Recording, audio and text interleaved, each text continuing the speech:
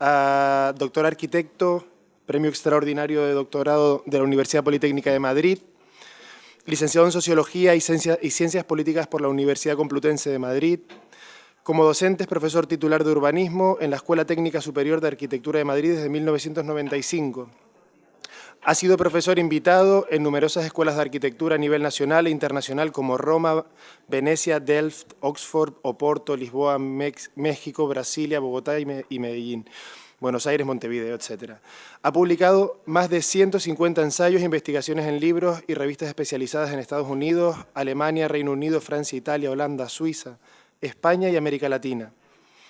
Ha desempeñado diversas responsabilidades urbanísticas en la esfera local y regional de Madrid, como director de planeamiento de la Gerencia Municipal de Urbanismo de Madrid de 1985 al 88, director general de Urbanismo de la Comunidad de Madrid del 88 al 91 y director general de Planificación Urbanística y Concentración de la Comunidad de Madrid del 91 al 95. Ezquiaga Arquitectura, Sociedad y Territorio trabaja en las distintas escalas de acción urbanística, comprometido con los procesos de creación de paisaje contemporáneo. No me dilato más y le doy la palabra. Pues muchas gracias, Jorge, por la presentación y al grupo motor, ¿no? Siempre detrás de estas cosas, al final hay una institución y un grupo motor, ¿no? Las dos cosas, además, son imprescindibles. Y ahora, en esta etapa que no está en el currículum, pero que he estado temporalmente de decano del Colegio de Arquitectos de Madrid durante una legislatura, porque nosotros tenemos un sistema un poco como de la nueva política, una legislatura y basta, sin reelección, con lo cual pues no hay tentación de funcionalizarse en los colegios, pero también se queda corto. Hay que decir que la experiencia ha sido muy interesante, fundamentalmente en la línea que Itziar ha mencionado, ¿no? De los colegios necesitan abrirse a la sociedad. Hace poco tuvimos un acto que ha terminado teniendo una repercusión inesperada, y es que cambiamos una figurita que había por ahí en los estatutos del Colegio de Arquitectos de Madrid, que se llamaba la figura del colegiado de honor, ¿no? Que era en general, pues podemos decir, un arquitecto distinguido por sus servicios a la institución y al que la institución, a su vez, pues le reconocía con un homenaje, ¿no? Y se me ocurrió que era más lógico que eso lo hiciéramos a no arquitectos, es decir, a aquellas personas que no siendo arquitectos lo hubieran hecho algo dentro de su esfera profesional. Y reunimos 12 hace poco, hicimos 10 en una primera visión y 12 en una última, donde ya nos atrevimos más. La primera eran grandes académicos, nuestros profesores, que habían sido ingenieros, o que habían sido historiadores, o que habían sido cualquier otro ámbito cercano a la arquitectura, pero no estrictamente arquitectos. Y en esta última pues nos hemos atrevido ya con sociedad civil, con personajes tipo Elvira Lindo, o Joaquín Sabina, o el pintor Antonio López, o músicos. Y el resultado ha sido espectacular, ¿no? Me acordaba de esto cuando hablabas hace un momento, Itziar, ¿no? Antes que le estaba comentando que me daban ganas casi no de contar mi presentación, ¿no? Sino de dialogar ya con lo que ella ha expuesto, ¿no? Que pues quedaba lleno de sugerencias, ¿no? Pero decía Joaquín Sabina, y dice que, bueno, lo bueno de ser famoso es que a uno le invitan a sitios como ese, ¿no? El colegio, el COAN, es muy bonito, es como este colegio, ¿no? Que cada vez me gusta más, es un edificio que envejece estupendamente y esta sala es magnífica, realmente magnífica, ¿no? Cuando veo esto siempre me acuerdo de Álvaro Aalto, ¿no?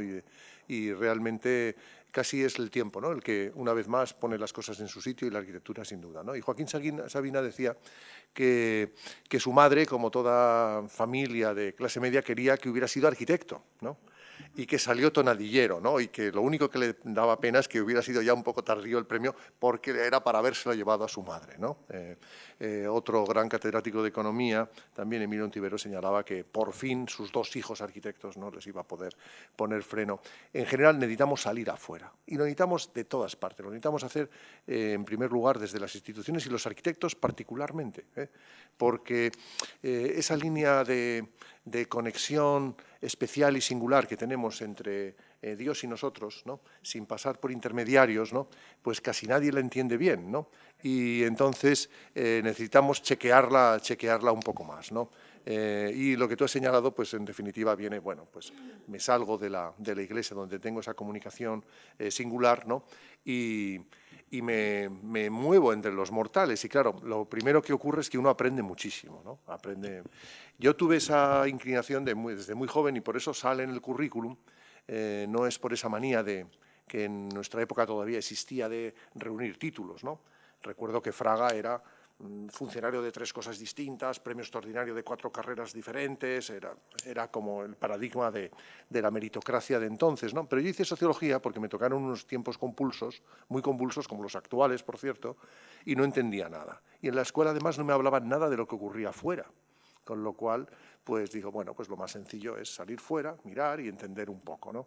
Y recuerdo siempre una idea, y con esto acabaré esta pequeña introducción y comentarios que luego podemos volver, que tuve un maestro, un profesor fantástico, que era Jesús Ibáñez, que, en fin, en Madrid en aquel momento era un protoactivista, ¿no? del bottom-up, ¿no?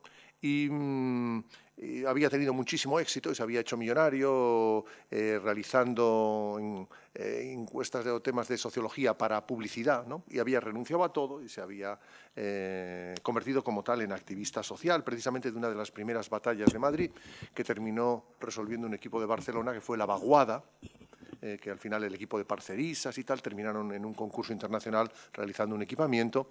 Era un lugar que la población reclamaba como propio, como un espacio público. Estaba ya concedido una licencia para un enorme megacentro comercial, el primero grande de Madrid. Y la paradoja es que los vecinos tuvieron éxito parcial, el ayuntamiento de entonces del cambio no lo pudo retrotraer, pero realizó un complejo de dotaciones, etcétera, ¿no?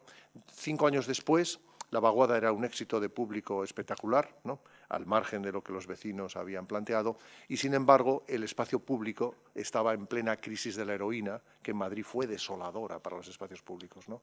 Fue un momento tremendo. Esos 80 son durísimos, es muy difícil poderlos imaginar, ¿no?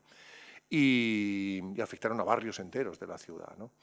Eso prueba un poco la paradoja, y Jesús Ibáñez decía que la sociología en realidad es una ciencia muy limitada, y nos pasa un poco así con la arquitectura. Dice, porque solo capta, en realidad, la mediocracia, ¿no? La clase media. Y solo fenómenos que tienen que ver con la clase media y sencillos de analizar. Por ejemplo, fenómenos en los que uno, aislado en su circunstancia personal, emite una opinión. Una opinión es una encuesta, por ejemplo, de consumo o ese tipo de cosas. Y lo más parecido a eso es votar. Votar es una cosa muy extraña, porque casi todo en la vida lo hacemos cooperativamente, con nuestra familia, nuestros amigos, en el lugar de trabajo, ¿no? Cooperamos para hacer un proyecto de las Ramblas, pero votamos individualmente, solos. Lo de la cabina es ese constructo desde el Renacimiento, ¿no? del individuo aislado, ¿no? Sobre el cual se ha construido el paradigma de Occidente, es muy peculiar. Y por eso las encuestas del voto tienden a acertar, ¿no?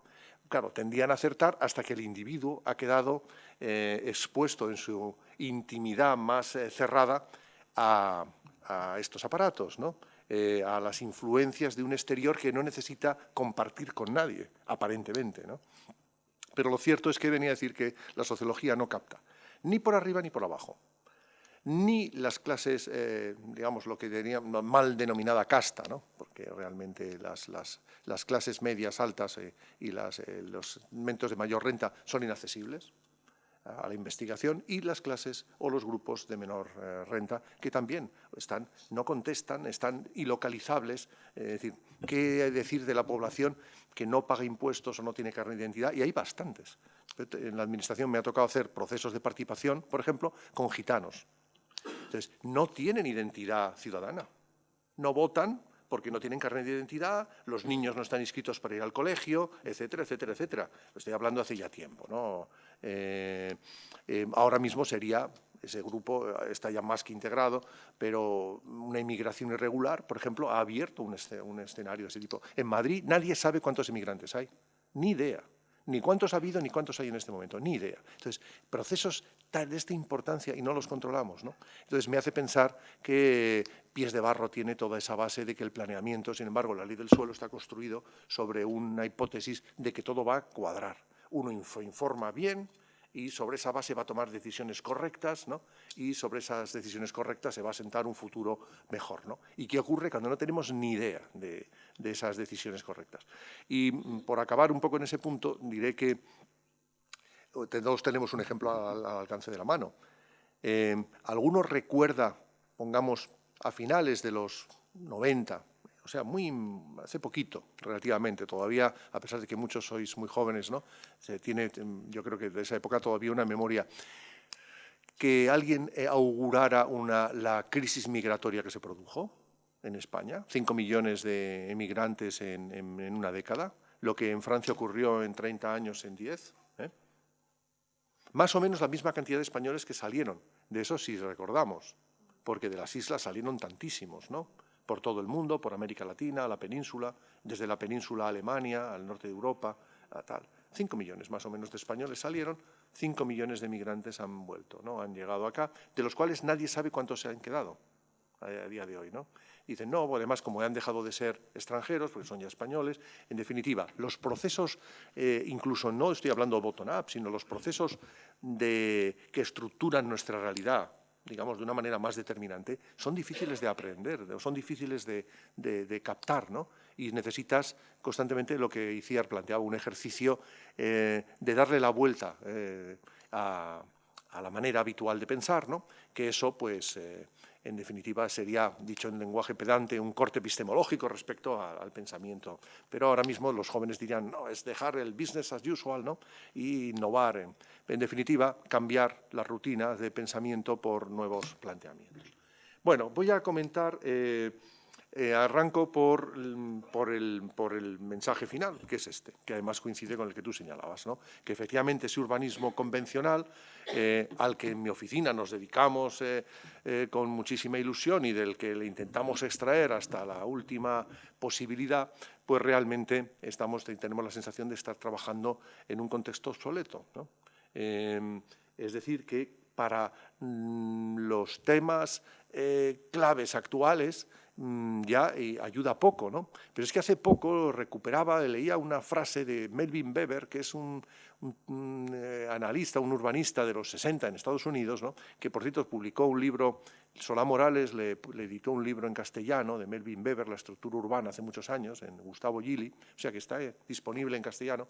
Y este hombre decía, en los 60, que claro, cada vez es menos determinante un urbanismo que atienda a estos temas de regulación zonal, etcétera, etcétera, porque claro, la mayor parte, las comunidades humanas del futuro no se iban a configurar solo a partir de lo zonal, de lo geográfico, de lo espacial, ¿no? Sino que seguramente serían ilocales o serían, digamos, transgeográficas. No existía Internet. Él estaba hablando ya de lo que en la universidad ocurría, de que se empezaban a través de los ordenadores a poner en comunicación unas universidades con otras, ¿no? Y que lograban a través de ese sistema, de ese método tan pedestre, pero al mismo tiempo tan eficaz, compartir conocimientos. Y venía a decir que la verdadera comunidad humana, pues, ¿qué diría yo?, de un científico que está investigando física cuántica, ¿no?, se encuentra mucho más con un colega en Copenhague, con otro colega en Australia, con otro tal, que con los vecinos de al lado de casa. Ahora sabemos que efectivamente eso es así, pero que también necesita, por su salud personal, humana y psíquica, también a los vecinos de al lado de su casa, ¿no? O incluso, diríamos, necesita tener vecinos al lado de su casa. Este tema, ese urbanismo convencional de uso de zonificación nos daría para otra conferencia, que no es la que voy a castigar en esta tarde, ¿no? Porque sé que estáis mucho más interesados en un problema urbano importante, como es este tema de cómo recrear o reinventar un trozo de ciudad, ¿no?, que había sido como sustraído del imaginario, que uno lo pudiera considerar como parte de la ciudad misma, ¿no?, y ver que esto de vez en cuando ocurre, en momentos afortunados, y que cuando se resuelve bien, pues a veces estos espacios son palanca casi de reinventar dimensiones más amplias de la propia ciudad, ¿no? Pero aquí lo traigo a colación de que realmente casi todos los temas nuevos que nos preocupan, no tienen reflejo en la legislación a partir de la cual hacemos los planes que aprobamos, ¿no? Es decir, los temas del cambio climático, los temas de la cohesión social, ¿no? Que me dijeran los dos temas clave del momento, tres temas clave del momento, diría. El que me produce más esperanza es el tema de la revolución en el ámbito del género, ¿no? Seguro que veo que puede ser la palanca de cambios mucho más profundos en el futuro. Y los dos abismos, en el sentido negativo, son que la promesa de sociedades más igualitarias se está desmoronando, ¿no? El ascensor social, la capacidad en Europa, ¿no? Y Europa inventó la cohesión social y la socialdemocracia, digamos, y el estado del bienestar como alternativa a dos guerras mundiales, con 71 fallecidos, ¿no? Es decir, que no fue una elección, digamos, no, así, académica, ¿no? Tras dejar en la cuneta 71 millones de personas en la Segunda Guerra Mundial, Europa se reinventa sobre la base de alternativas a la agresividad como manera de resolver los problemas sociales y políticos, ¿no? El otro tema, evidentemente, es el cambio climático, ¿no? Y los dos son igualmente peligrosos. Y el urbanismo siempre ha tenido un papel en ambos, es decir, siempre ha tenido un papel en lograr amarrar en la geografía y en el ambiente, ¿no? Desde Vitruvio, que señalabas, ¿no? Hasta nuestros días la ciudad, y al mismo tiempo ha tenido y tenía, desde los años 20 y luego desde el paréntesis en los 50, un papel también redistribuidor de rentas. Es decir, bueno, la renta debe de redistribuirse por los impuestos en función de las opciones políticas que cada gobierno defienda. Pero hay una renta universal que no es en salario, que el urbanismo durante mucho tiempo ha hecho propia, que es la calidad urbana y la distribución de los servicios por el conjunto del territorio, por el conjunto de la ciudad, ¿no?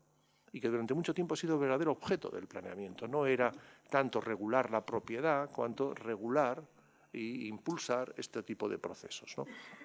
Bueno, pues estas preocupaciones tienen mal encaje en esa idea. Es más, llego a pensar que si la ley del suelo es un tema para regular la propiedad, pues que se regule sola. Me siento ultraliberal en ese punto y yo prefiero dedicarme a trabajar sobre los servicios, sobre el estado del bienestar, sobre la renta esta indirecta que el urbanismo a través de la inversión pública puede favorecer. Bueno, en el ámbito de los arquitectos, esta idea de ese urbanismo claro, es una visión también desde arriba, ¿no? El urbanismo convencional surge de la mirada del experto, ¿no? Esta es la mano de Corbu, como sabemos, ¿no?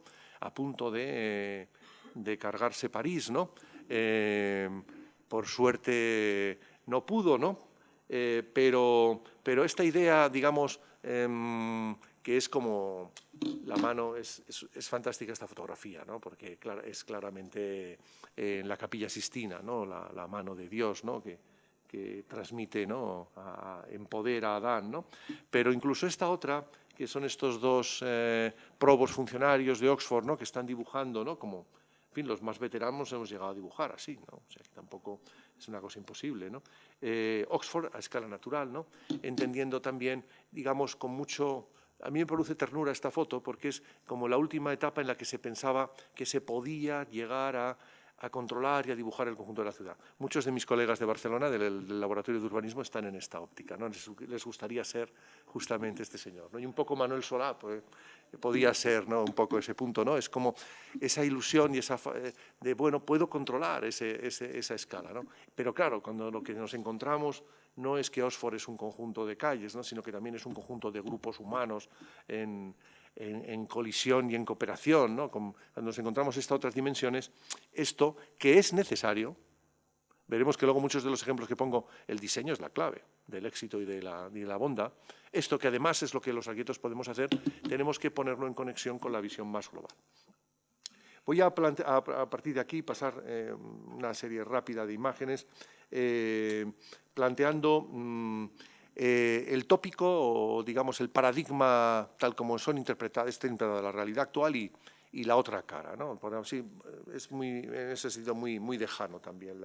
Efectivamente estamos en un momento urbano en el cual, si ahora estamos casi la mitad, más unos pocos, ¿no?, de los habitantes del conjunto del planeta, somos ya habitantes de ciudades, ¿no?, de ciudades grandes, ¿no?, estamos hablando a partir de ciudades a partir ya de 25.000 habitantes, es decir, del ámbito ya no rural, ¿no? En el 2050 el 75% de la humanidad ya será urbana. Pensemos que en España estamos ya en un nivel urbano del 85%, para que nos hagamos idea, ¿no? Es decir, que todavía el conjunto del globo no será con el nivel que tiene España o América Latina o los países europeos desarrollados, que ronda entre 80 y 85%, ¿no? Pero ahora Asia, por ejemplo, China o India, están todavía cerca del 50%, es decir, que tienen mucho recorrido, ¿no?, como Centroamérica. Para esto está siempre en las claves de los procesos sociales, ¿no? Por ejemplo, México, el tópico del muro de México, una estupidez, digamos, porque no corresponde a la realidad. No son los mexicanos los que quieren pasar a Estados Unidos principalmente, es Mesoamérica, es América Central, donde el nivel de urbanización es del 50%, donde se está produciéndose algo que en Europa y en todos los países ha ocurrido, y es la crisis rural, la enorme expulsión de habitantes sobrantes del mundo rural al mundo urbano, un mundo urbano en crisis. ¿Cuál es el mundo urbano más cercano? ¿Cuál es el Londres del siglo XXI, ¿no? Y de la misma manera que lo fue el Londres o el Liverpool o el Manchester del XIX inglés, ¿no? Pues es justamente Norteamérica, ¿no? Pasan de largo de México, ¿no? Mientras que México es un país ya urbanizado, con 80 y tantos % de la población que vive ya en ciudades, ¿no? Mejor, peor, pero ya no hay esa crisis. Aquí podemos ver en este momento dónde se concentra la población mundial, ¿no? A pesar de que el proceso de la ciudad ha estado muy asociado a Occidente, en el futuro será un proceso más bien de corte asiático, ¿no? Será justamente los países ahora mismo más importantes de Asia donde se producirá ese impulso de las ciudades. Veamos esta línea para entender rápido lo que quiero decir. En los años 50, hablar de ciudades era hablar de países desarrollados. Veamos que, salvo Pekín y Hong Kong, Shanghái, Taipei, es en Europa y es en Norteamérica donde se encuentran, y en América Latina, al final, San Pablo, Río y Buenos Aires, las ciudades de moda de los 50, tan importantes en aquel momento como podía ser Berlín, ¿no? No me atrevería a decir Nueva York, ¿no? Pero muchas otras ciudades, un Chicago, desde luego Madrid, ¿no?, de los 50, que era más un... si vemos la evolución, veamos que entre el 70 y el 90 es las décadas de América Latina. América Latina pasa a convertirse en un continente urbanizado, se produce el despegue de Asia y desde entonces casi todo, observemos, se concentra en Asia hasta realmente encontrar él. ¿Cuál es el perfil de las ciudades o el perfil de ese que estamos tópicamente recorriendo? Estas son fotografías que yo mismo he ido tomando en ese no todas, esta es tan buena, de San Pablo, ¿no?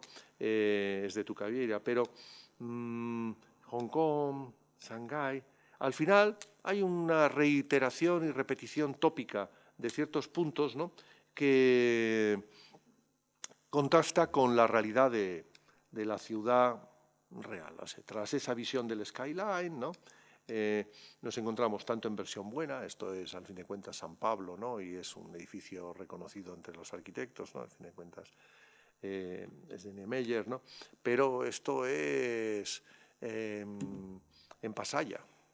Entonces esto no está tan reconocido entre los arquitectos, ¿no? El tema de la urbanización masiva y de la fabelización del mundo, esta idea de Davis, ¿no?, de planeta, de ciudades miseria, ¿no?, en América Latina, efectivamente, la población, el 85% de la población ya es urbana, pero es que un 30% de esa población vive así.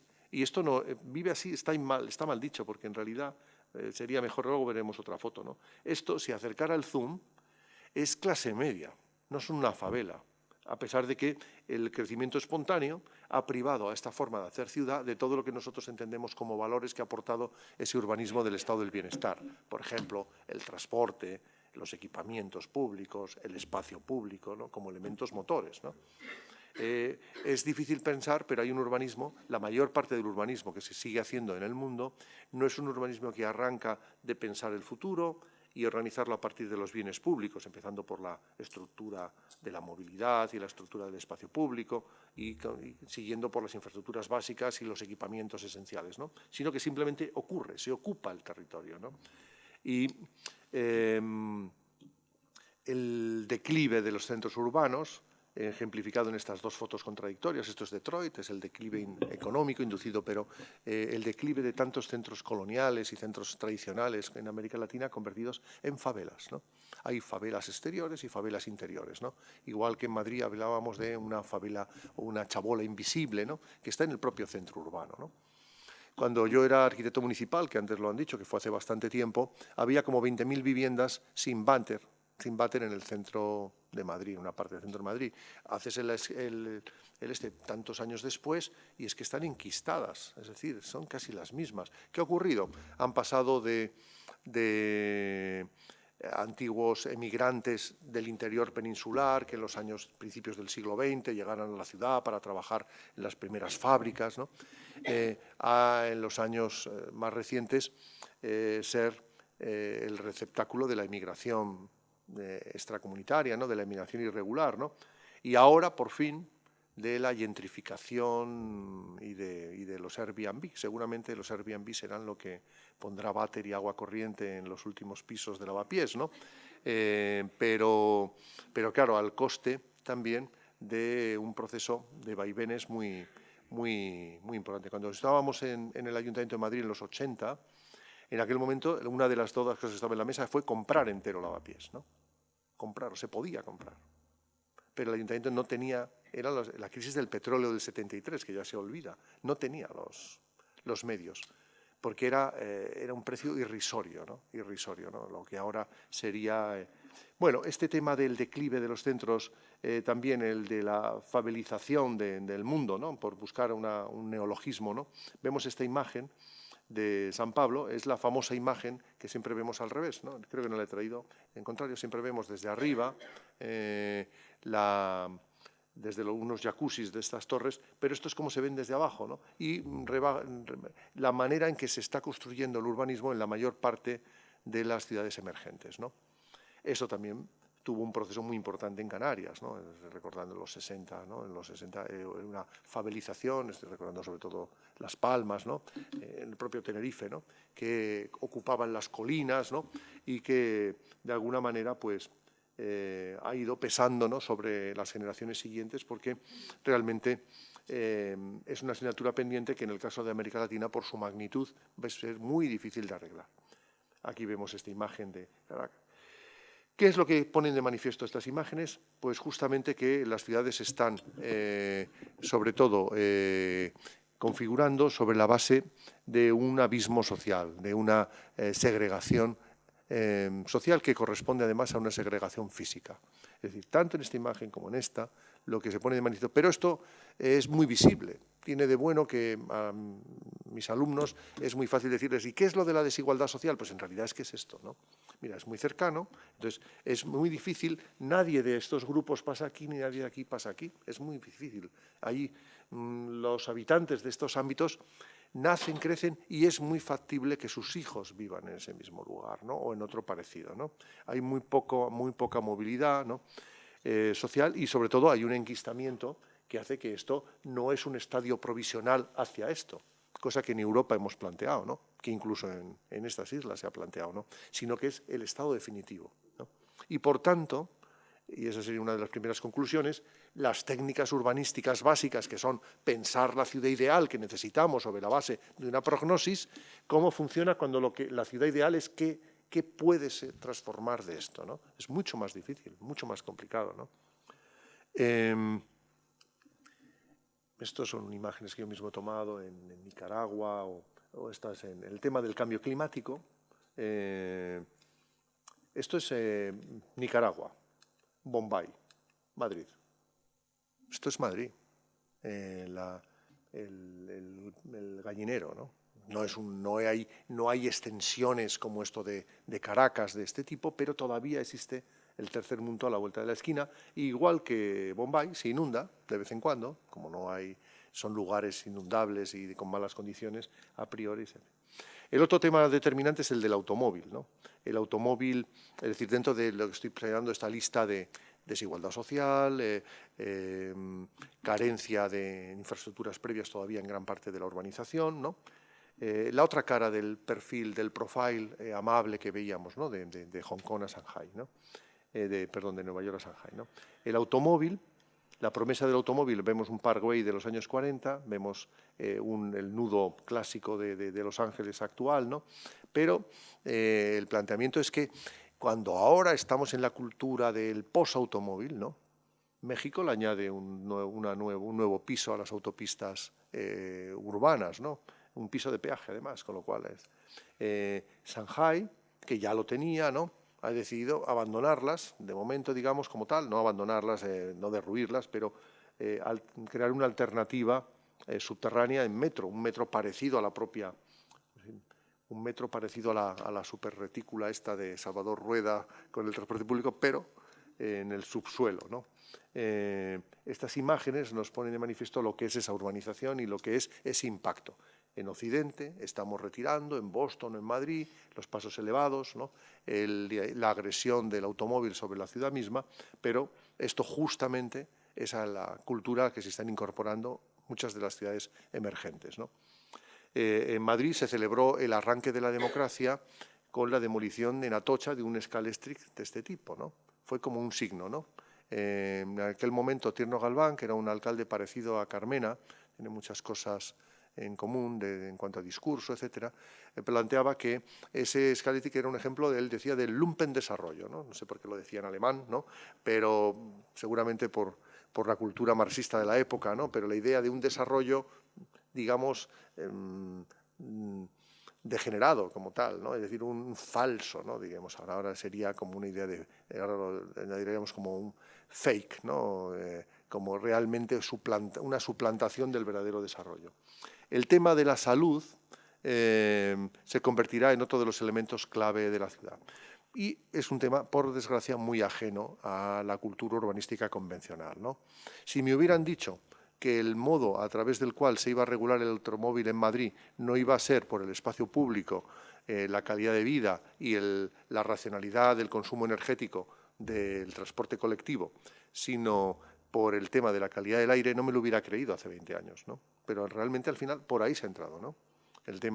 Pero es que el tema está para quedarse, porque realmente lo que pone de manifiesto cada vez más es que el urbanismo va a tener que afrontar en qué medida puede darle forma y expresión desde la arquitectura, ¿no? A modos de vida distintos más saludables, ¿no? Es decir, el modo de vida sedentario, el modo de vida tan común, ¿no? Basado en la utilización del transporte público incluso, ¿no? Del automóvil, con muy poco ejercicio y muy poca movilidad, ¿no? Etcétera, es un modo de vida unido a la alimentación deficiente y a la mala calidad del aire, letal, ¿no? Y se plantea ahora una dinámica interesante. El urbanismo, como todos sabemos, nace en el siglo XIX, muy ligado a las infraestructuras y muy ligado a las epidemias, ¿no? Yo siempre digo que el primer urbanista no es ninguno de los que dicen los libros de historia del urbanismo, ¿no? Sino que es Edgar Snow, que es un médico inglés, que es el primero que hace un mapa como estos que hacéis de las Ramblas, ¿no? Toma la molestia ante una epidemia de preguntar a la gente. Tenía unas diapositivas de eso, pero al final pensaba no hablarlo y lo estoy haciendo sin el soporte, pero si interesa luego vuelvo. Pero en definitiva, ante una epidemia va y pregunta.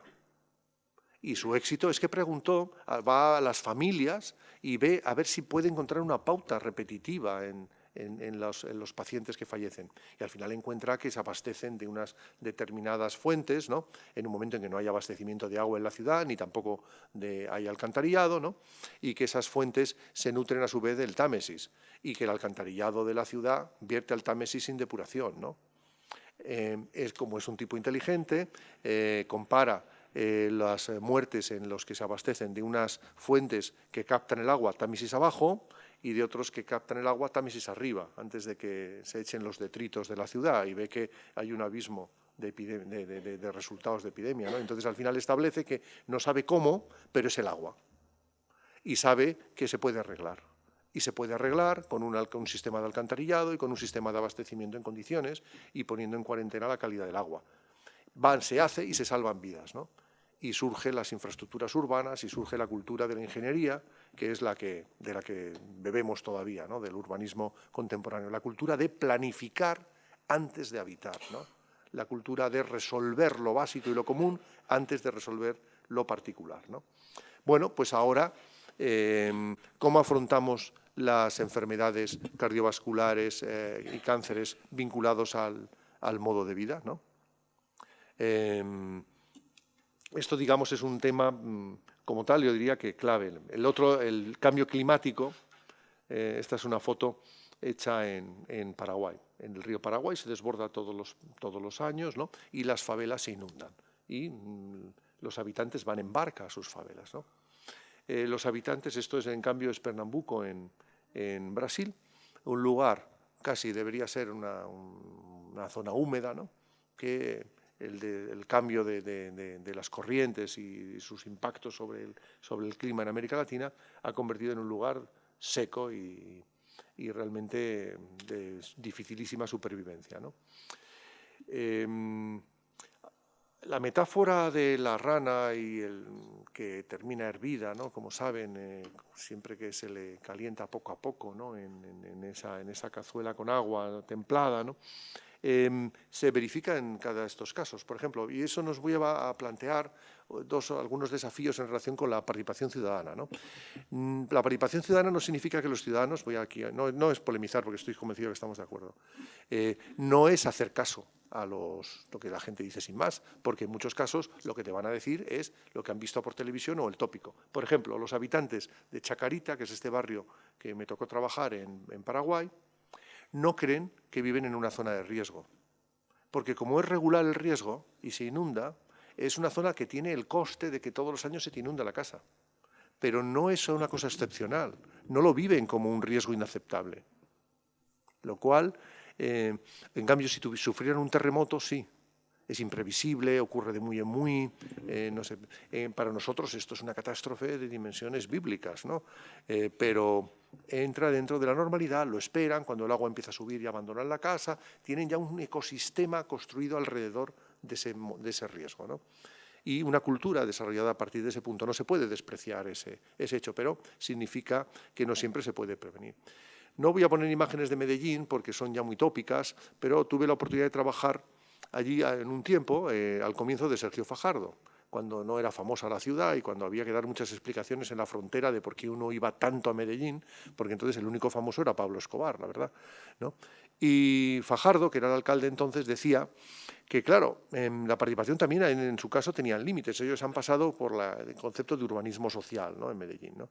Pero planteaba que el problema que tenían era que si preguntaban a la gente qué opinaba de las bibliotecas jardín en los barrios, pues no podían contestar, ni siquiera surgía como una demanda, porque no habían visto ninguna, ni siquiera imaginaban que podía ser, ¿no? De tal manera que tuvieron que hacer un poco el sistema mixto, ¿no? De hacer algo, un poco una combinación de despotismo ilustrado moderado, ¿no? En el cual arrancan con alguna propuesta piloto, la gente lo ve, y es como yo suelo trabajar con los comerciantes. Son muy desconfiados, como me imagino que en la Rambla, tal. Entonces, su estatus es que nada cambie, como están al límite siempre de supervivencia, ¿no? Entonces, la única manera de convencerles de algo es ensayar en algún punto o llevarlos en fin, en un autobús a otra ciudad donde funcionó lo que quieres hacer, que hablen con sus colegas del otro lado, que les dirán, sí, también nos opusimos al comienzo, pero luego hemos visto que nos ha dado buen resultado y realmente estamos contentos, ¿no? Entonces, en el caso de Medellín, al final, la población exigía bibliotecas jardín, pero una vez que supo que era eso, que era realmente pues, utilizar en una ladera o en los edificios, luego lo comentaremos, como la arquitectura como espacio público. Y el tema de los riesgos.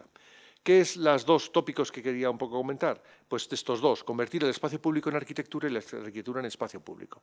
El espacio público se convierte en arquitectura cuando lo pensamos como una entidad en sí misma, con un valor en sí mismo, ¿no? Siempre cuento una anécdota de Juan Herreros, que cuando tenía un estudiante muy brillante, peculiar, rarito, ¿no? Pues me lo enviaba al estudio y decía, mira, esta chica, tal, es muy bueno, pero nunca pone techo. O sea, le gustan las cosas sin techo, ¿no? O sea, luego será que va para urbanista, ¿no? Debe ser que... Entonces, y efectivamente, gracias a eso fichamos a algunas personas muy brillantes, ¿no? Es decir, las personas que son capaces, como en este dibujo de Andrés Jaque, de entender que una plaza recreada, ¿no?, es en sí una arquitectura, ¿no? Que la arquitectura, luego voy a ir más lejos, en realidad la pone la gente, ¿eh? Y que la gente misma es en muchos casos el acontecimiento mismo, ¿no? Este sería el caso, por ejemplo, el campo de Cebada. Podemos contarlo como un ejemplo de activismo, la parte política, ¿no? Pero en realidad yo lo veo como un ejemplo de un win-win oportunista por las dos partes.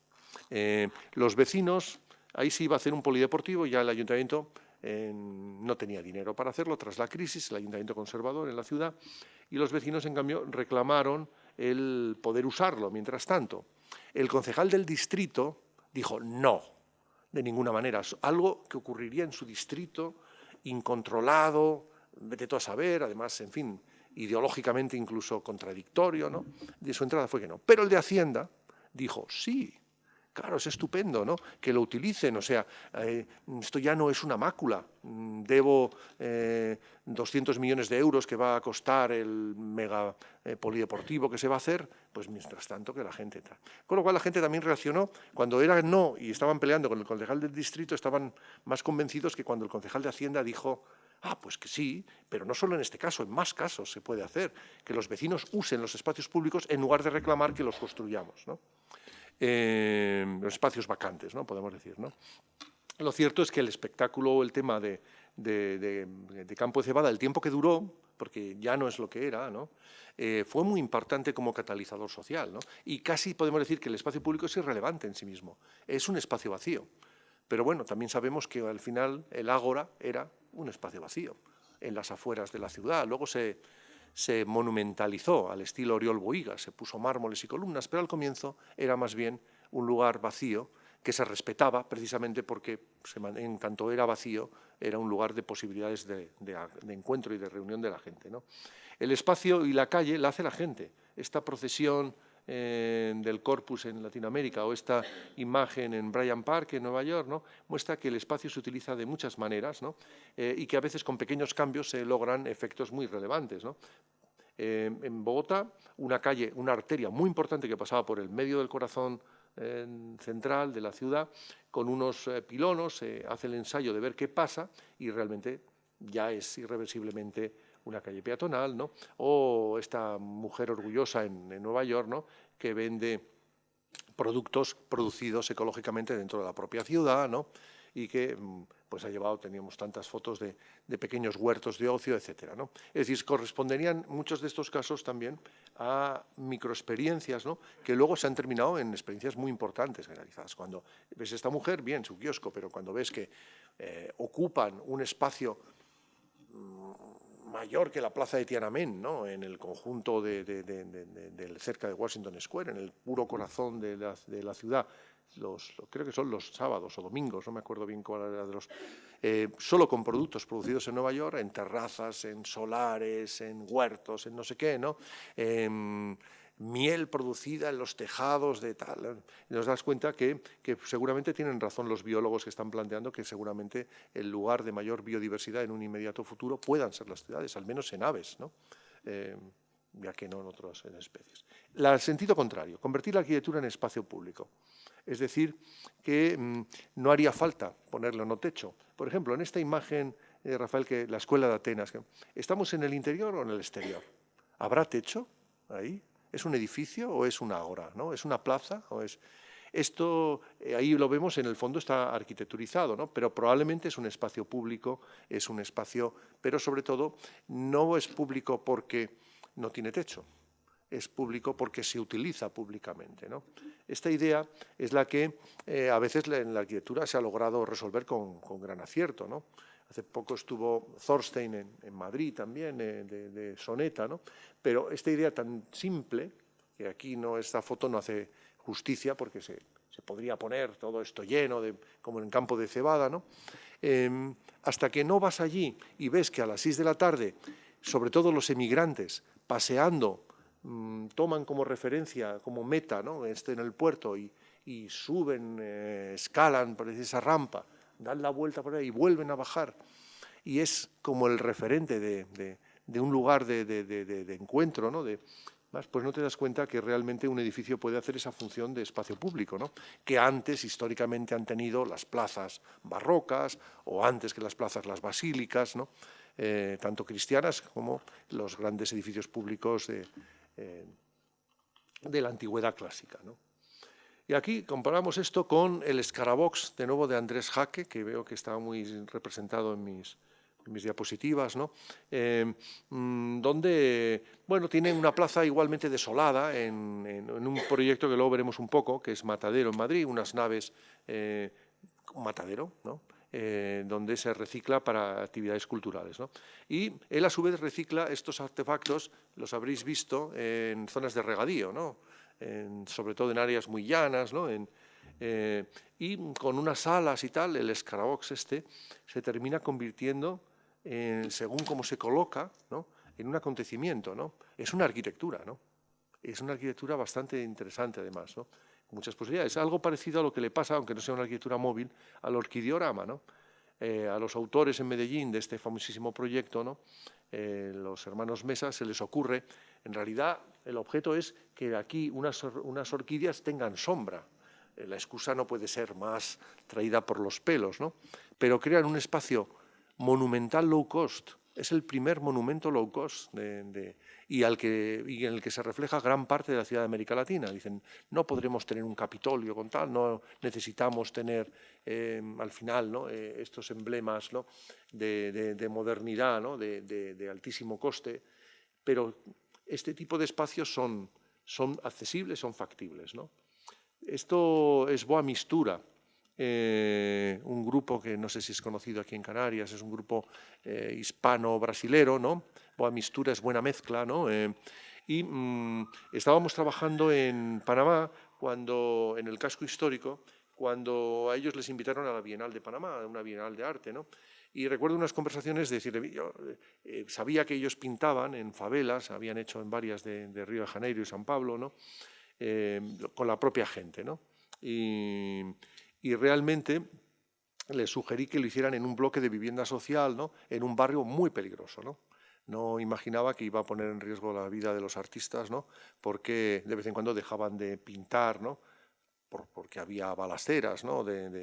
Pero esta imagen de este bloque en el lugar peor, ¿no? Un sitio que no tiene nombre, invisible, donde los panameños hacen lo que pueden para no tener que pasar en este espacio, porque dicen, si se nos pincha la rueda, espicha la rueda, como dicen allí, ¿no? Estás muerto, ¿no? Convertido, ¿no? Somos luz, ¿no? Igual que la famosa foto Bellezza, ¿no? Que está en una favela, ¿no? Donde dices, bueno, es la mirada la que constituye realmente el espacio público, ¿no? Y es la propia gente la que constituye el espacio público.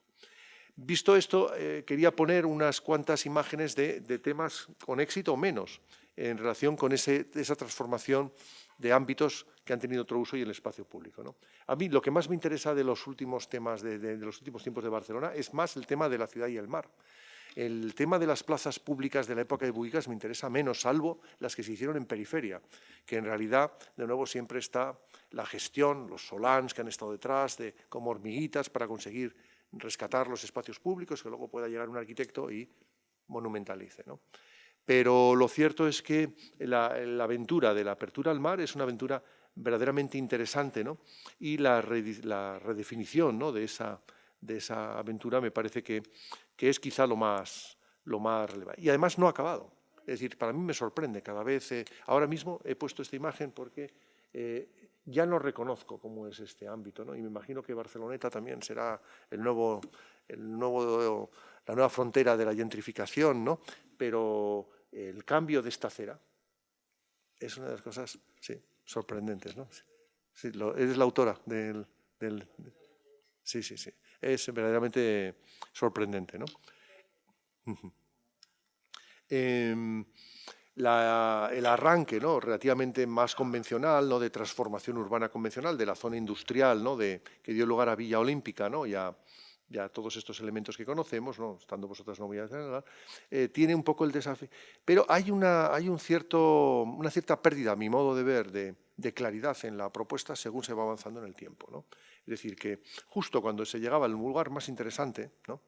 La mina, las zonas del Besós, San Adrián, es decir, la ciudad se encontraba en el espejo, ¿no? con la otra cara de Barcelona, ¿no? Que nunca se ha reconocido. Yo creo que la burguesía de Barcelona tiene una incapacidad como de ver en el espejo la otra cara, ¿no? Al final no sé cómo los Marcé lograban encajar ahí, ¿no? Porque a ellos les gustaba justamente mostrar esa cara oculta, ¿no? De los pijo aparte, ¿no? Estos personajes que hablaban encima no solo castellano, sino encima con acento andaluz, ¿no? Y que pululaban por el Raval pero sobre todo los barrios, ¿no? Es muy curioso ese tema, pero esta frontera, al final yo creo que todavía no resuelta, con el tema del Fórum de las Culturas, ¿no? Muestra que incluso en el éxito, ahora me parece que algo que me parecía un proyecto relativamente convencional, como era un poco el de Bohigas, del Puerto Olímpico y esa remodelación, sin embargo, fue más capaz de hacer ciudad. Veo que envejece mejor que esta zona, ¿no? Aquí que todavía, por tanto, yo ahí veo como un lienzo en blanco, ¿no? Ese no es el grado cero, pero podría ser, ¿no? Igual que uno va a la Cartuja y dices, todavía aquí se podría empezar, ¿no? Si se tuviera valentía suficiente, ¿no? Se podría, la Cartuja en Sevilla, ¿no? de arrancar, ¿no? ¿Qué me gustaba de esta propuesta? Pues las propuestas más valientes. Justamente esta es de Ábalos y Herreros, cuando trabajaban todavía en equipo, ¿no?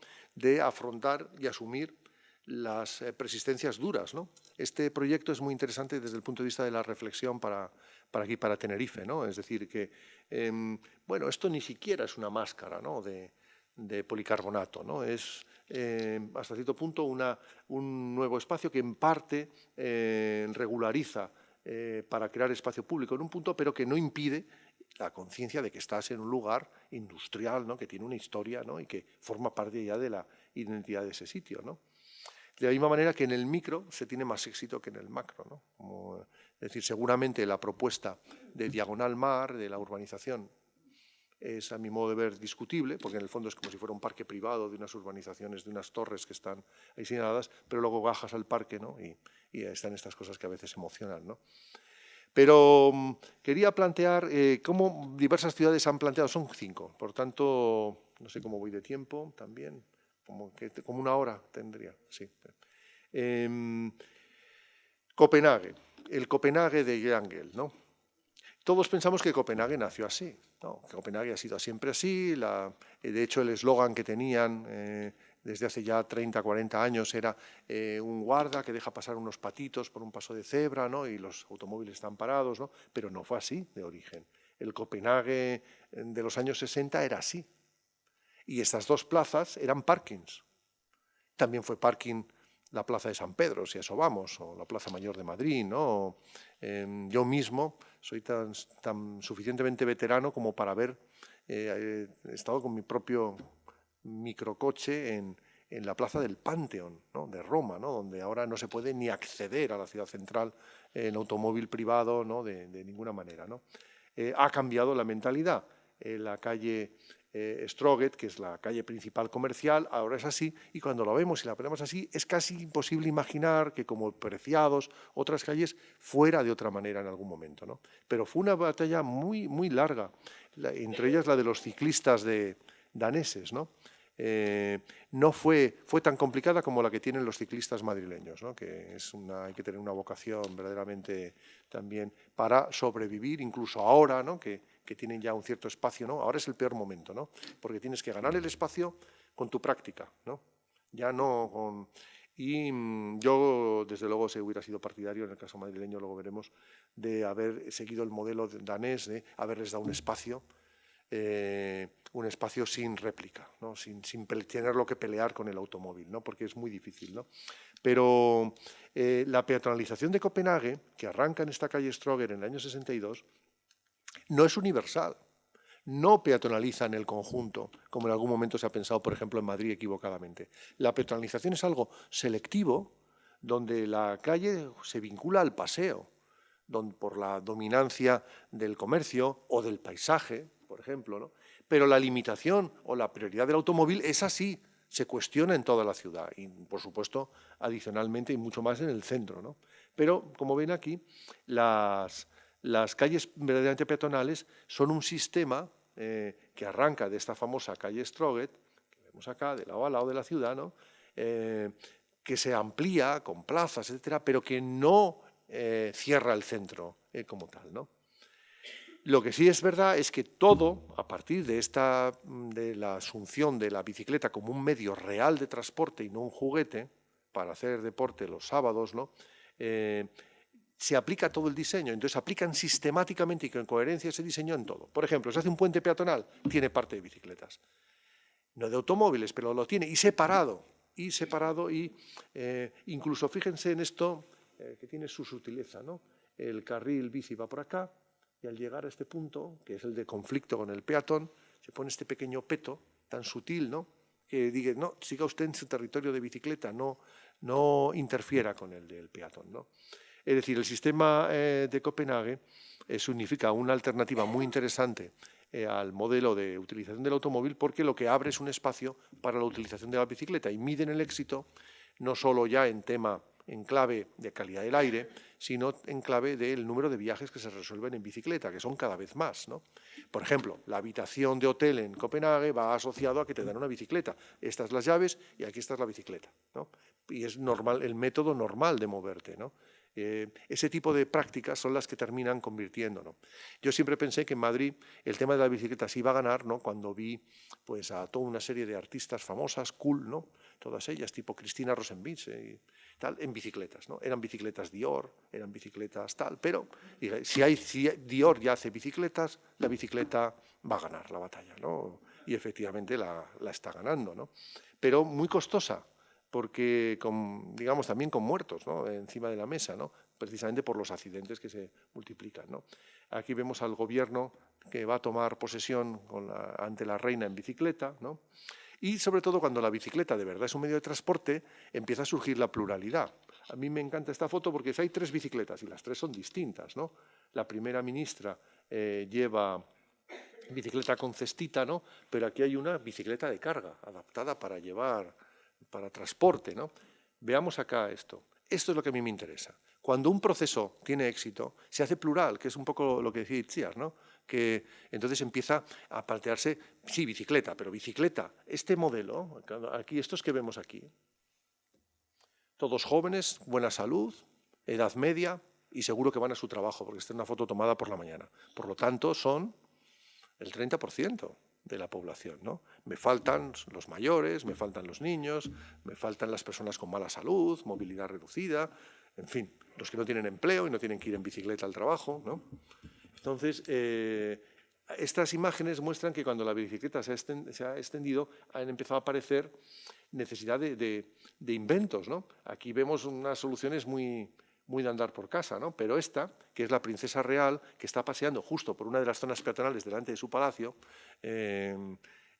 tiene el sistema perfectamente adaptado. El niño mayor ya va en la propia, pero ahí tiene la bicicleta modelo carrito para llevar a los más pequeños, ¿no?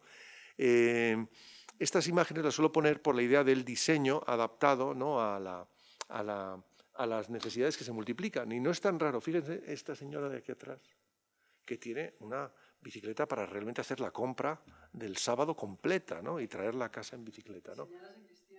Sí, además lo conozco, sí. Estuve en Cristiana también visitando, también me acordó. Estuve de estudiante de arquitectura cuando aquello era en esto, y es la última vez, ¿no? Pero tienen ya un sistema, hice muchísimas fotos, como imagino que tendrás, ¿no? Pero tienen un propio sistema de seguridad, ¿no? Luego me hicieron, a la salida, repasar y enseñar cada una de las fotos para ver si había tomado caras de los que están en el pequeño trapicheo, ¿no? De la venta de marihuana, ¿no? Y drogas blandas, ¿no? En Cristianía, ¿no? Pero la Cristianía actual no es aquella de entonces, porque ahora en gran medida no solo es un recurso turístico, ¿no? Sino que ya para muchos es una forma de vida. Las bicicletas, efectivamente, la tienda inmensa de bicicletas, tal, pero también de comida vegana creativa, ¿no? O, en fin, cada vez es más complejo. Es verdad que ya es un ecosistema muy interesante, ¿no?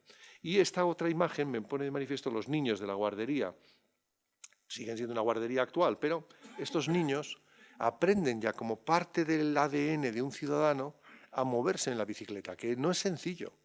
Moverse en bicicleta es muy complejo. En Madrid, por ejemplo, no está resuelto. En el Parque del Manzanares, que luego veremos unas imágenes, han lanzado a pelear las bicicletas con los peatones. Es un conflicto permanente. O sea, un lugar donde los ciclistas conviven mal con las familias que tienen niños pequeños, que por tanto con trayectorias anárquicas no van linealmente. El ciclista no puede calcular. El niño saltará en cualquier instante, seguirá una trayectoria errática, ¿no? Esta idea de entender que la bicicleta es parte del es una... Vamos a tomar de otro caso, Melbourne, que pone de manifiesto, esto lo he sacado por un proyecto que en realidad es up to down, pero que también puede ser interesante para... Melbourne es una ciudad de negocios, es en fin, es parte del milagro australiano, ¿no? Pero me interesó esta plaza, Federation Square, ¿no? Porque está hecha en un residuo. Es decir, se ha creado la plaza de mayor atractivo de la ciudad, ex novo, sobre las vías del tren, ¿no?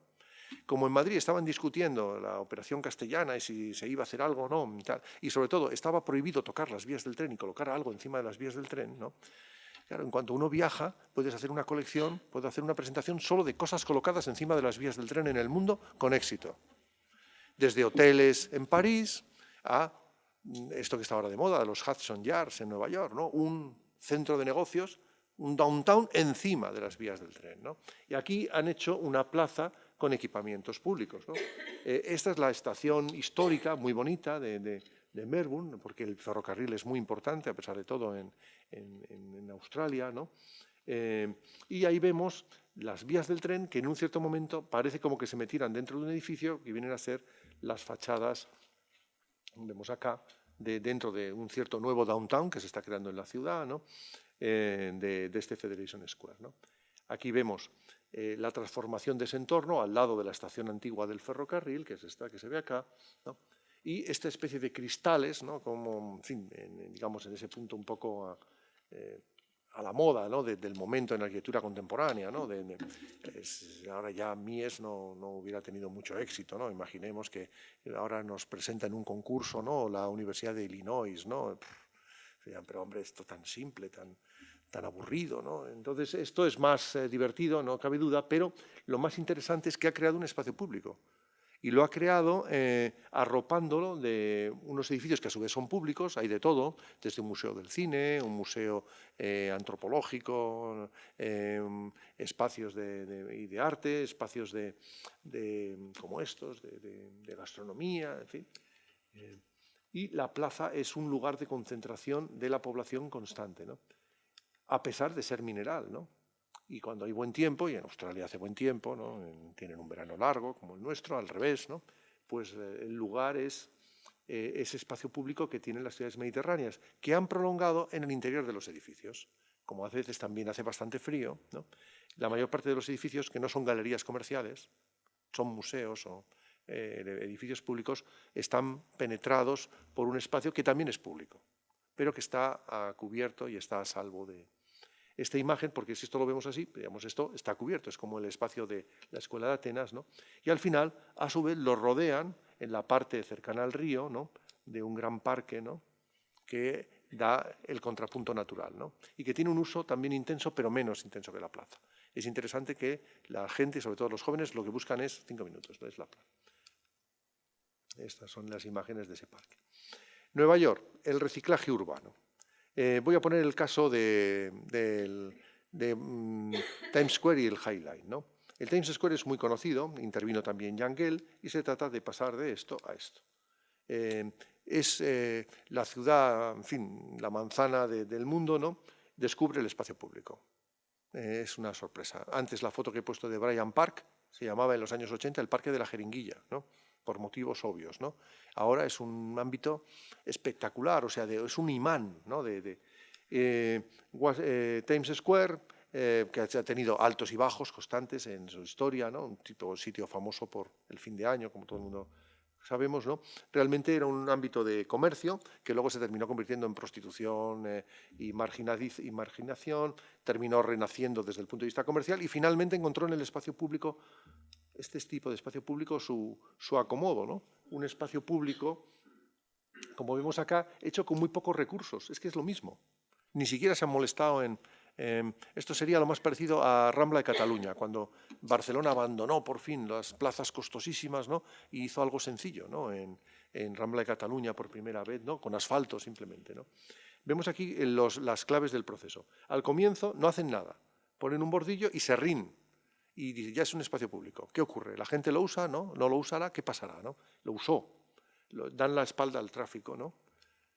Y a partir de eso termina convirtiéndose en un espacio público ya estándar, ¿no? Convencional, ¿no? Pero el espacio intermedio es este. Es decir, entonces ha funcionado, lo regularizamos y le damos una pavimentación sencilla, pero efectiva, ¿no? Aquí lo vemos en el espacio, en el momento previo. Algunas no son mías, pero esta es mía. La foto está hecha con la intención de volver a los 2 años y ya ver que está así, ¿no? Es decir, en sí el pavimento es baratísimo, no es nada, es la gente la que hace el espacio público. Ya hay voces en contra, que si el Naked Cowboy, ¿no? Que es un tipo que toca la guitarra en taparrabos, ¿no? Que es muy antipático y da mala imagen, que si no sé qué, no sé cuántos, ¿no? Pero el éxito, que es esta primera imagen que ponía, esta pareja de novios que celebra la boda, la foto de bodas es en el Highline, está sacado tomada de una revista española, ¿no? A mí me parece todavía más interesante el caso del Highline, ¿no? Porque el Highline es una experiencia hasta cierto punto bottom-up.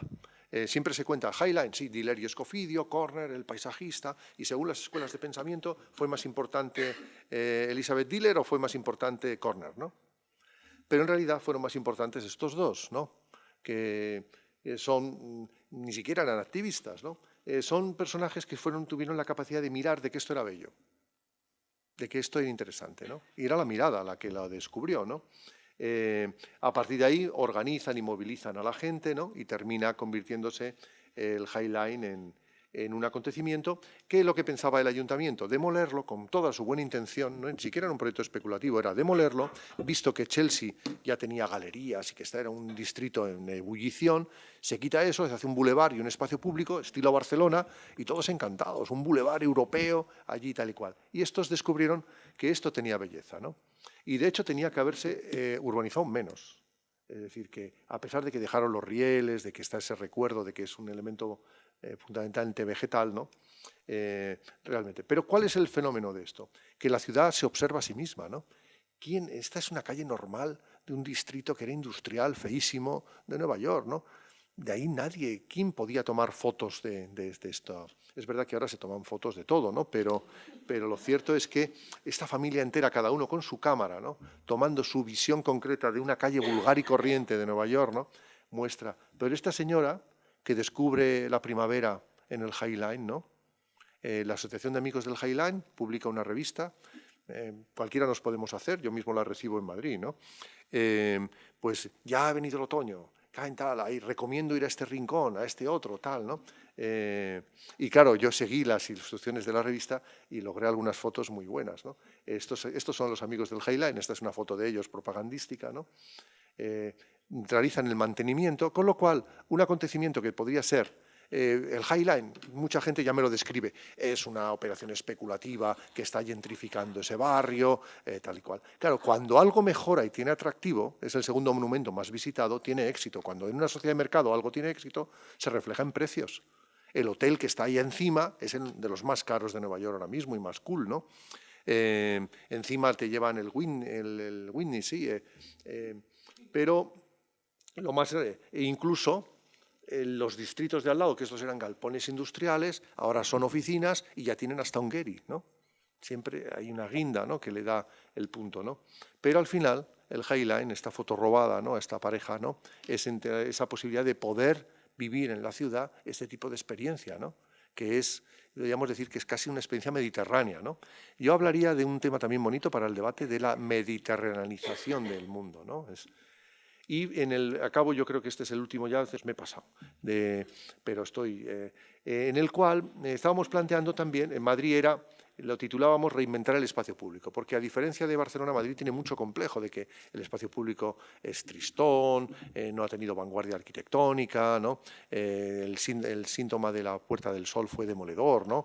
Una plaza, un espacio rediseñado en los 80 con un cierto espíritu de vanguardia, fue mutilado, sustituidas las farolas de diseño arquitectónico, tampoco eran tan bonitas, pero bueno, por farolas tradicionales fernandinas, o sea, se estableció una especie de estándar rancio, la verdad, ¿no? En el momento en que Barcelona vendía una idea cool, ¿no? Pero sin embargo Madrid siempre tuvo mucho interés y mucha vitalidad desde la parte de la sociedad civil, es muy viva, ¿no? Muy viva y muy activa, ¿no? En Madrid trabajamos un equipo en el que estaba Salvador Rueda, pero principalmente Herreros y yo mismo, para definir la idea del centro, ¿no? Y ahí planteamos el ensayo de que cambiaría la ciudad radicalmente si, voy a poner esta imagen primero y luego la otra, el 61% del espacio de las calles de Madrid es asfalto. No, el espacio público en Madrid, el 61% es asfalto. Si se restringiera el acceso de los interiores, por ejemplo, al perímetro de manzanas de este tipo, el ratio se invierte y el 27% es asfalto y el 73% es un espacio. Son estadísticas que también suele contar Salvador Rueda y que el concejal actual de urbanismo ha hecho propias, ¿no? Planteando, pero el procedimiento no es exactamente el que nosotros le sugeríamos, ¿no? No es cuestión de impermeabilizar grandes zonas de la ciudad, cuanto de seleccionar calles donde pueda haber tránsito de paso, incluido autobuses. Claro, por eso la Rambla es tan conflictivo, porque tiene esa condición de que tiene que ser de paso, ¿no? Pero hay pocas alternativas, ¿no? Como no tuvieron éxito los urbanistas que planteaban en su época flagelar, ¿no? Con solamente el centro histórico, ¿no? Para prolongar el ensanche, ¿no? Y solamente quedó Villa Layetana, ¿no? Pero claro, por otro lado, le pasa lo mismo que a la carrera séptima y a la, ¿cómo se llama? En Bogotá, la calle peatonal más bonita ahora mismo viene Transmilenio, que es un BRT, una línea de autobuses, tal, y es un conflicto terrible entre peatones y autobuses, ¿no? Además, autobuses de altísima capacidad, articulados, o sea, era realmente muy complejo, ¿no? Y es el mismo tema que aquí en Madrid lo que planteábamos era algo, aquí se distingue un poquito, pero se ve que hay calles como en blanco que no nos atreveríamos a cortar al tráfico de paso, y en cambio casi todas son verdes. Se podría perfectamente cortar. En esas calles verdes no haría ni siquiera falta poner un carril bici, porque tendríamos una red muy permeable de lo que los ciclistas en Madrid llaman calles tranquilas. Hay un mapa, que además lo utilicé porque es un mapa científico, un mapa empírico. Ahí han trabajado decenas de miles de personas en hacer ese mapa, ¿no? Mucho mejor que los nuestros. Y al final podría plantearse esa idea del perímetro, que no es necesariamente esto que vemos acá, pero podría ser parecido. En Madrid hay dos experiencias interesantes que podría contar. Una es el Río y otra es Matadero. El Río es el caso de up-down y Matadero bottom-up. Matadero es todo público. Pero Matadero ha logrado, a partir del low cost, de la crisis y de hacerlo poco a poco, un espacio, que, como este que hemos visto antes, interesantísimo y polivalente, ¿no? En el cual las naves que se van rehabilitando, muy modestamente, ¿no?, son verdaderos condensadores sociales de actividades. En su propia indefinición arquitectónica del programa permiten cantidad de cosas. Es decir, mientras haya gente que quiera hacer cosas, Matadero es el sitio. Ahora bien, si no hubiera gente que quisiera hacer cosas, Matadero no es nada, es más bien feo, ¿no? En cambio, el Río podríamos siempre hacerlo y venderlo en fotos aéreas, ¿no? Siempre, con gente o sin gente, es un parque bonito de West 8, ¿no?, que está muy bien, ¿no? Entonces, aquí vemos la gente haciéndose protagonista de sí mismos, ¿no?, en Matadero, ¿no?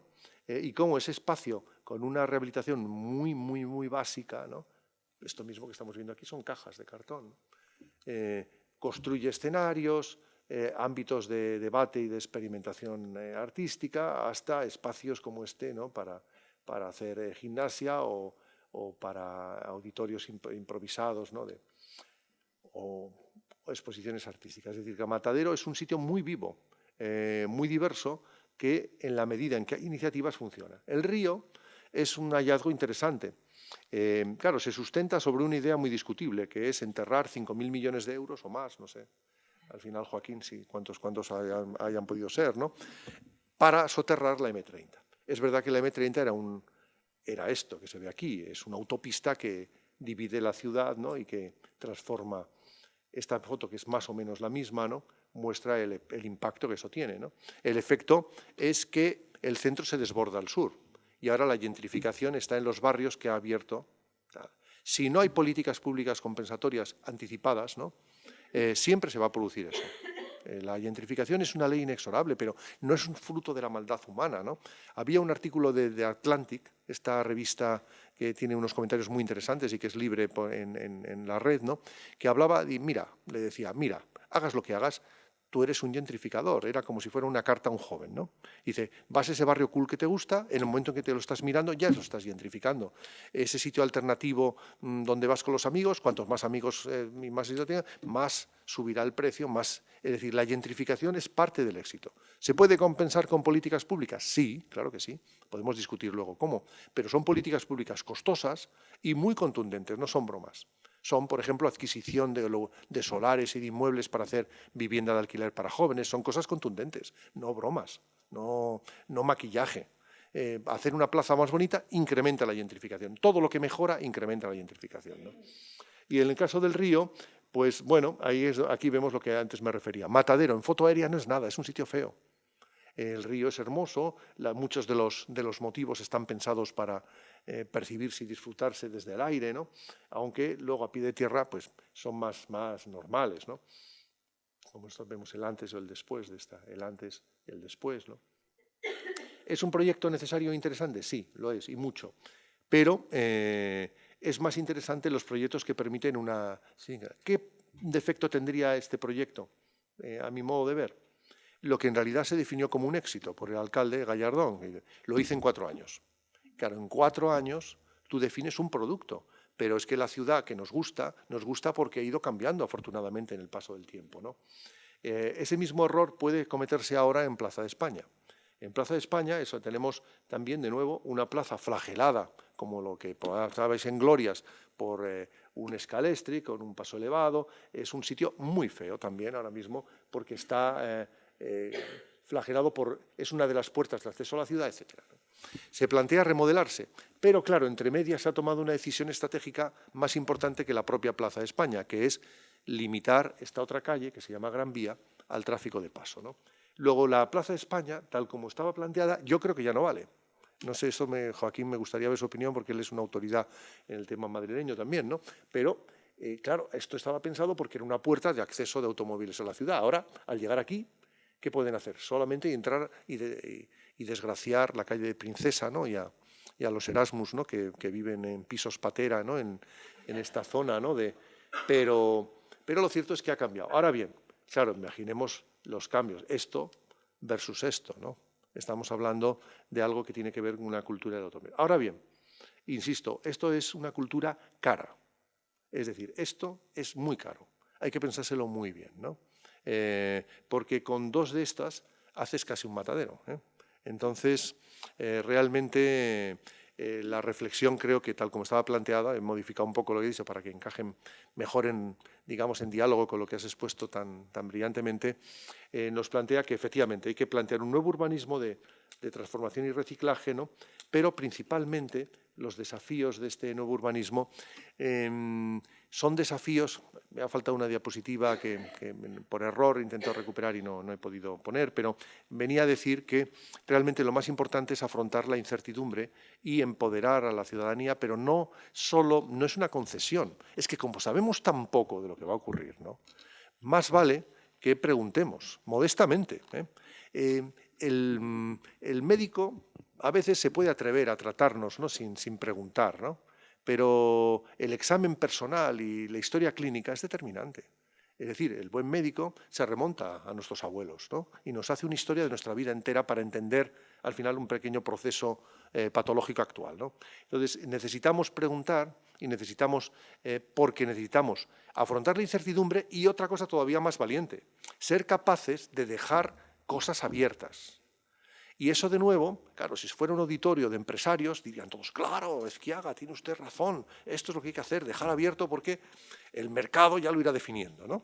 Entonces, no es exactamente lo mismo, no estoy pensando exactamente en dejarlo abierto para que el mercado lo encaje con su mano sabia, cuanto que asumir la limitación de lo que podemos proyectar desde la arquitectura, ¿no? Es decir, sistemas abiertos que puedan ser reinterpretados, ¿no? Y el mercado, si en una sociedad abierta, en este caso en el sentido fuerte del término, ¿no?, se ve compensado por la propia reacción de la ciudadanía, me lo empiezo a creer más, ¿no? Ahí casi me creería más un conflicto abierto en una sociedad abierta que un despotismo ilustrado perfectamente determinista desde arriba, ¿no? Pues esto es todo. Muchísimas gracias y perdón por la extensión.